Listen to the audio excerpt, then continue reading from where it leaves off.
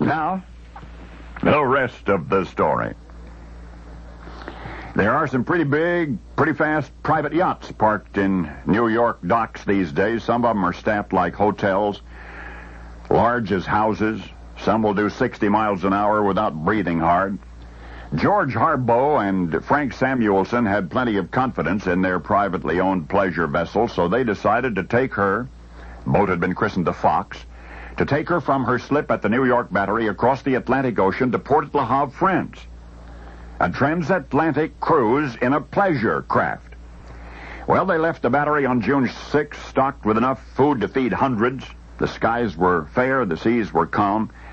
Thus began the vacation of a lifetime. But the fourth night out, George was awakened by a thump so powerful it shook the boat. He got up and peered over the starboard side and beheld the most monstrous shark he had ever seen. Now, we're talking jaws, really big. And he was ramming the vessel. George threw a wooden plank at the creature, hoping to frighten it. The shark ate it. The shark ate it. In fact, that same monster trailed the Fox for a day and a half before deciding there was nothing better to eat on board than board. More days passed. The fair weather turned foul, the wind first, the howling, merciless wind, and then the seas rolled and rose until the waves were Matterhorn high, the sort of water that mocks the stabilizers on the big ocean liners. And there were George and Frank on a jaunt to Le Havre, and suddenly the path before them was straight up and down. At first, they struggled against the storm, trying to hold their course. After a few hours, they just gave up and decided to ride it out. One mammoth wave actually washed some things overboard. It would take 2 days for the wind and the sea to subside. And after they did, the Fox continued her voyage. And she arrived at Le Havre on August 7, was greeted by thousands.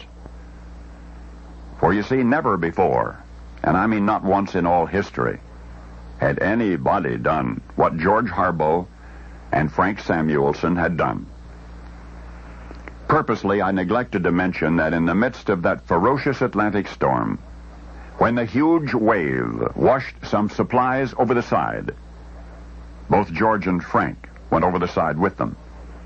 And they saved themselves only because they had tied ropes to their waists, with the other ends of those ropes tethered to the vessel itself, thus to pull themselves back to the relative safety of their craft, even though she, the intrepid Fox, could hardly have been considered safe under the circumstances or for her owner's intentions. You see, the Fox was a pleasure boat. The Fox was not even a yacht. For George and Frank, these two hardy Norwegian seamen, in that summer of 1896, succeeded in doing what not even their fiercest Viking ancestors would have attempted. They took a vessel without engine or sail.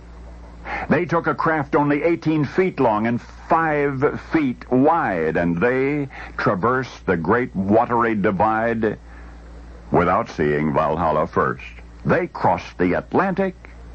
They crossed the Atlantic Ocean in a rowboat. And now you know the rest of the story.